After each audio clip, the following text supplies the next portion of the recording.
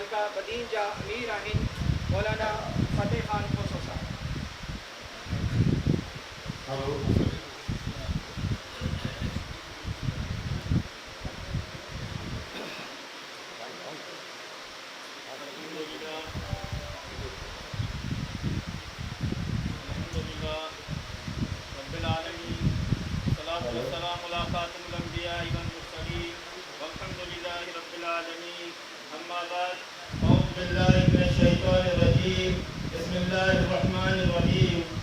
ला तहनु वला तहजनु वअंतुम लअलौ इन कुंतुम मुमिनीन सदक़ल्लाहुल अज़ीम। सिपाही बैतुल्लाह जी प्लेट सां वाबस्ता तमाम दीनी जमातन जा कायदीन उलमा इकराम जिम्मेदारान सिविल सोसाइटी सां ताल्लुक़ रखंदड़ मुंहिंजा इंतिहाई अज़ीज़ दोस्तो भाइयो ऐं मीडिया सां ताल्लुक़ रखंदड़ मुंहिंजा साथी दोस्तो, हिन वक़्तु असां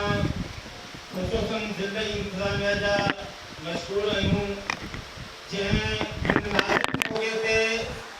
हिन मौक़े जी नज़ाकत खे महसूस कयो ऐं उलमा किराम जे वफ़द खे सां मुलाक़ात कई ऐं उन जी सिफ़ारिशात खे ॿुधो वियो ऐं उन जे मुताबिक़ नोटिफिकेशन जारी कयो वियो। इन ते असां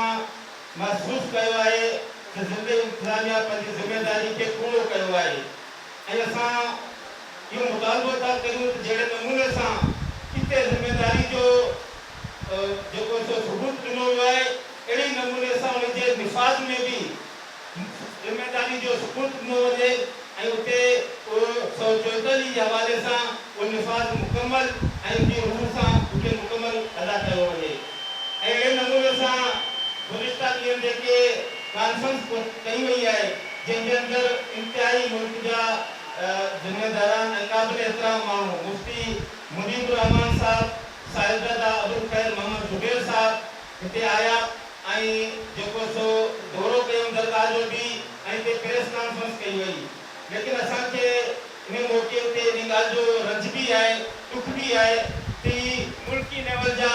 जिम्मेदारान आहिनि ऐं उनजी शनाख्त इत्तेदाल पसंदाना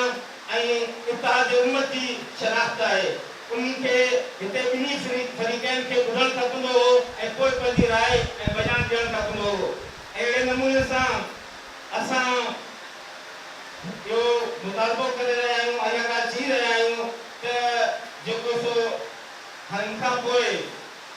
असां इंशाअल्लाह मुज़ाकरात जा दरवाज़ा बंदि न कंदासीं बल्कि मुज़ाकरात जारी रहंदा ऐं असां इंशाअल्लाह इन ज़िम्मेदारनि सां मुलाक़ात जे लाइ बि कोशिशि कंदासीं। छाकाणि हिते ज़िले जी जेका सूरतहाल रही आहे असांजे बदीन ज़िले जी उहा मज़हबी मुनाफ़रतनि खां हमेशह पाक रही आहे ऐं आइंदा बि असांजी इहा भरपूर कोशिशि हूंदी त मज़हबी मुनाफ़रतूं ऐं तफ़रक़ाबाज़ी खां हिन इलाइक़े खे हिन ज़िले खे पाक रखियो वञे। जेके ॻाल्हियूं हूंदियूं मुज़ाकरात के ज़रिए ऐं इल्मी दलाइल सां उनखे रद्द करण जी पूरी कोशिशि कई वेंदी ऐं माहौल खे इंशाअल्लाह साज़गार बनाइण जी पूरी कोशिशि कंदासीं ऐं जमात इस्लामी इंशाअल्लाह इन जे अंदरि भरपूर किरदारु अदा कंदी रहंदी। वाक़िअ